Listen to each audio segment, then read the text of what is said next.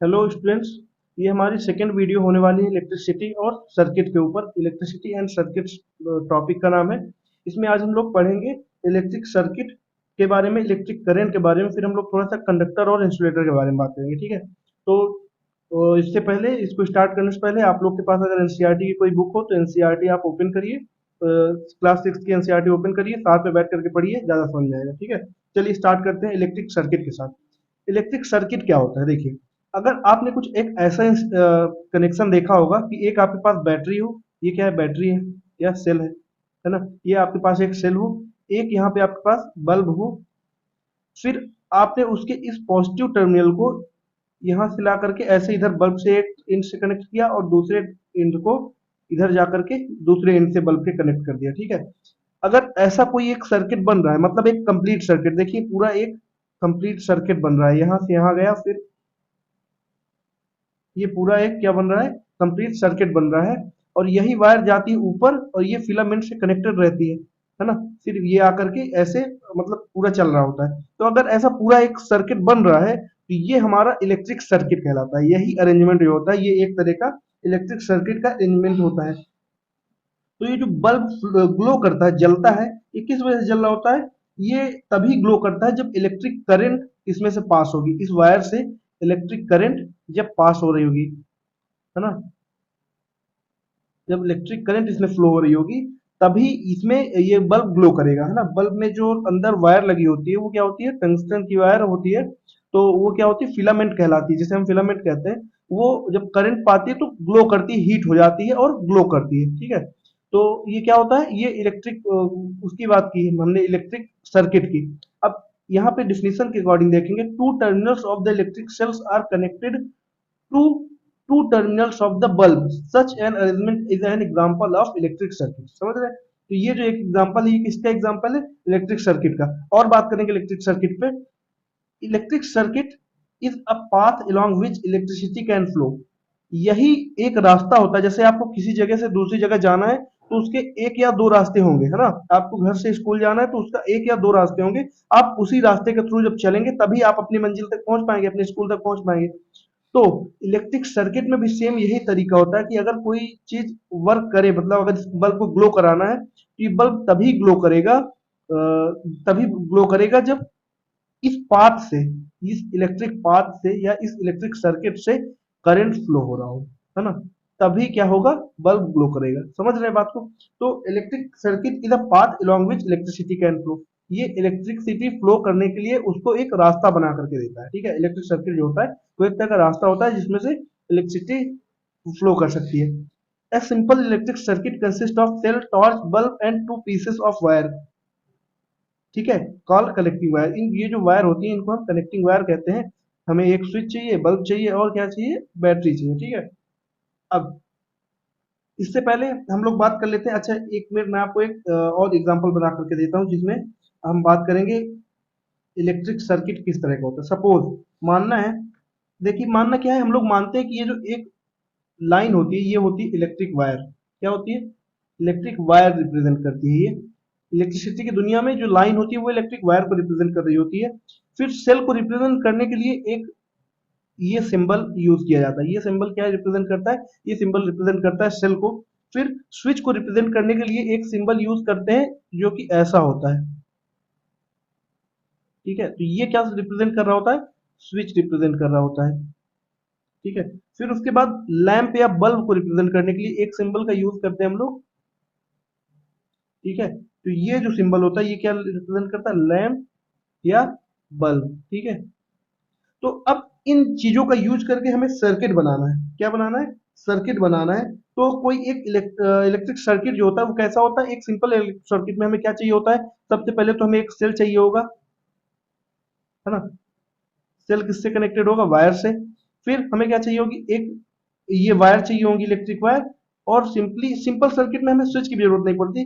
हमें सिंपली उसमें से क्या कनेक्ट कर देना है, एक लैंप को कनेक्ट कर देना है। इस लैंप को चाहे तो आप इस तरह गोले में भी बना सकते हैं, ये भी इलेक्ट्रिक लैंप कहलाएगी। ठीक है।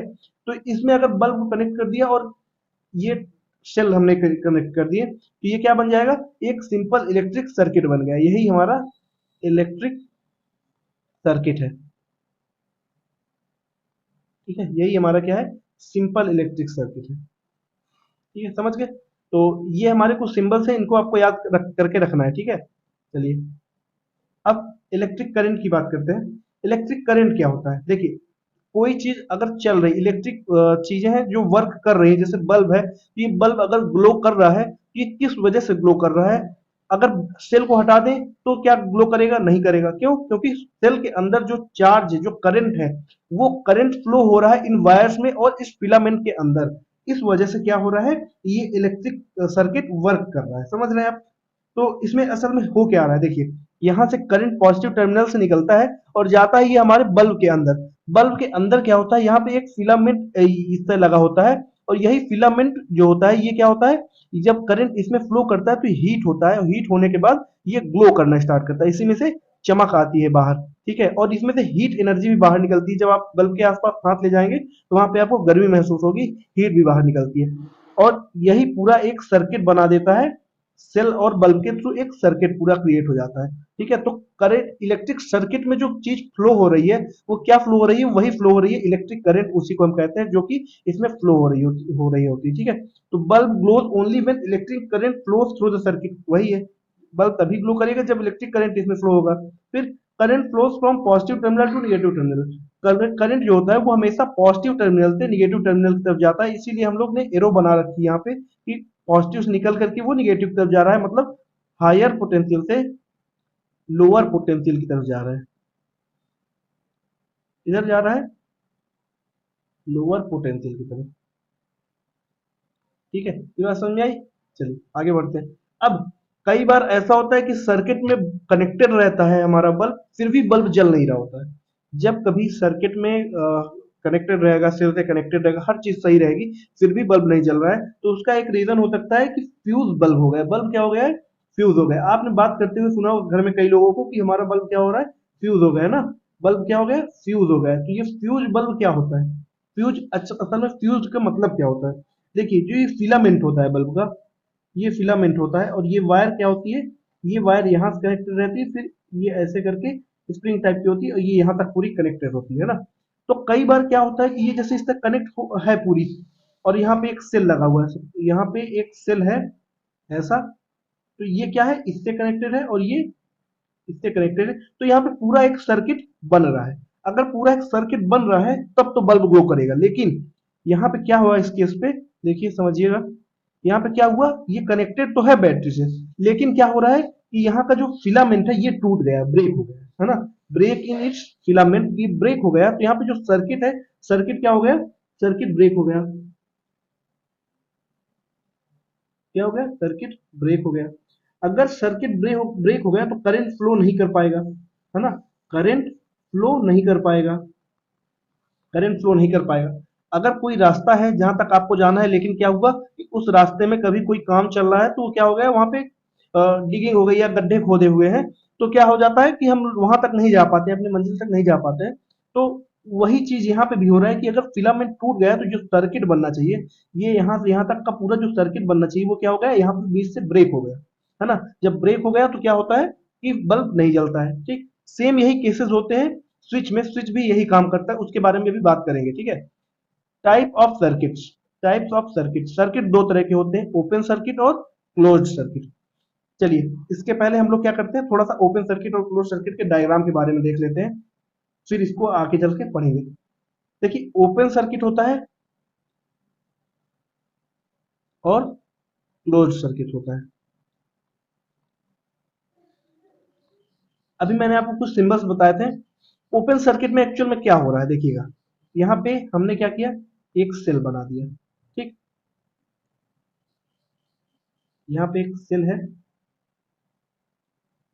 और ये सेल कनेक्टेड किससे है, बैटरी से, सॉरी, सेल कनेक्टेड किससे, लैंप से। फिर लैंप के पास हमने एक स्विच लगा दी। ठीक है, समझ गए। फिर दूसरा क्लोज सर्किट में आप देखिएगा, ये लैंप है, यहाँ पे क्या किया हमने, सेल बना दिया, और ये जो की थी हमने क्या कर दी, की को बंद कर दिया। ठीक है, अब मुझे ये बताइए कि अगर की खुली हुई है, मतलब ये जो की है या स्विच है, स्विच अगर बंद है तो उस समय बल्ब जलेगा क्या? नहीं जलेगा। यहाँ पे कनेक्टेड है, जब स्विच को हम ऑन कर देते हैं तो बल्ब उस टाइम पे जल रहा होता है। तो यहाँ पे देखिए ये सर्किट क्या क्लोज्ड है कि ओपन है? यहाँ से ये सर्किट क्या है? ओपन है। तो ये जो अनब्रोकन मतलब ब्रोकन सर्किट होता है, इसको हम क्या कहेंगे? Broken circuit. यही सर्किट हमारा क्या कहलाता है? ब्रोकन सर्किट या ओपन सर्किट। ठीक है। इसमें से क्या होता है, करंट पूरे सर्किट पे फ्लो नहीं कर पा रहा होता है, यहाँ से यहाँ तक जाता है फिर यहाँ पे रुक जाता है स्विच की वजह से। तो यहाँ से पूरा कनेक्ट सर्किट नहीं हो पाता, पूरा सर्कल नहीं बन पाता है, इस वजह से ये बल्ब ग्लो नहीं करता है। और यहाँ पे जब स्विच ऑन होती है, जब इसको कनेक्ट कर दिया जाता है, तो क्या होता है, पूरे सर्किट कंप्लीट हो रहा होता है, और पूरा सर्किट कंप्लीट होने की वजह से क्या होता है कि ये बल्ब ग्लो करता है, और ये हमारा क्लोज सर्किट कहलाता है। तो करंट हमेशा कहाँ फ्लो होगा? क्लोज सर्किट में हमेशा करंट फ्लो होगा, है ना। हमेशा करंट कहाँ फ्लो होगा? क्लोज सर्किट में फ्लो होगा।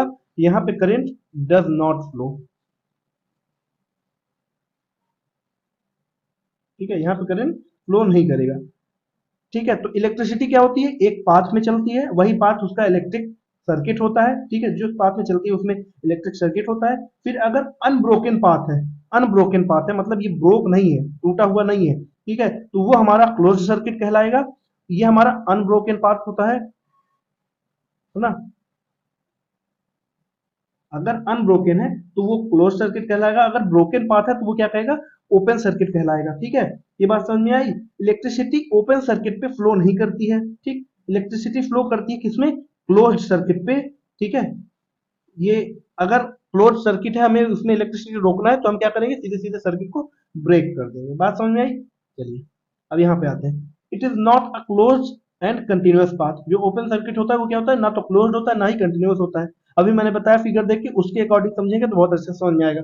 Electric current does not flow in an open circuit. Electric current जो होता है वो ओपन सर्किट में फ्लो नहीं करता है। ठीक है, the key in open circuit is shown as, ये जो की होती है उसको हम ऐसे शो करते हैं, की को ऐसे बता दिखाया जाता है। ठीक है, तो की ओपन सर्किट पे ये की क्या होती है? अगर की ऐसे बस है, इसमें डॉट नहीं लगा हुआ, तो ये क्या कहलाएगी? ओपन सर्किट कहलाएगी। और ये क्या कहलाएगी? क्लोज सर्किट की कहलाएगी। ठीक है, तो इसमें डॉट का मतलब ये ऑन है। ठीक है, तो ये हुआ। It is a closed end continuous path. Open circuit close नहीं था, कंटिन्यूअस नहीं था, और यहाँ पे क्लोज सर्किट क्या है? क्लोज भी है और कंटिन्यूअस भी है। फिर इलेक्ट्रिसिटी डज नॉट फ्लो करती थी, इसमें फ्लो नहीं करती थी, यहाँ पे इलेक्ट्रिसिटी क्लोज्ड में फ्लो करेगी।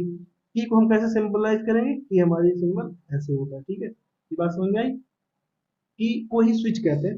अब स्विच, ये देखिए यहाँ पे देखिए बना करके दिखा है, switch is said to be open when no current is drawn from the cell and the circuit is open और इनकम्प्लीट। ये जो आपके घर पे स्विच लगी होती हैं, उनका भी यही काम होता है ना, जब आप उसको ऑफ कर देते हैं तो क्या होता है? सर्किट ब्रेक हो जाता है। इसी वजह से जो फैन है या जो आपके यहाँ इलेक्ट्रिक लाइट्स लगी हैं वो सारी बंद हो जाती है, ऑफ हो जाती है, क्योंकि वो स्विच का काम क्या है? वो स्विच हमारे सर्किट को ब्रेक कर रही होती है। ठीक है, वहीं पे अगर आप स्विच को ऑन करते हैं तो उसने क्या किया? सर्किट को फिर से अनब्रेक कर दिया, मतलब उसको फिर से कनेक्ट कर दिया है।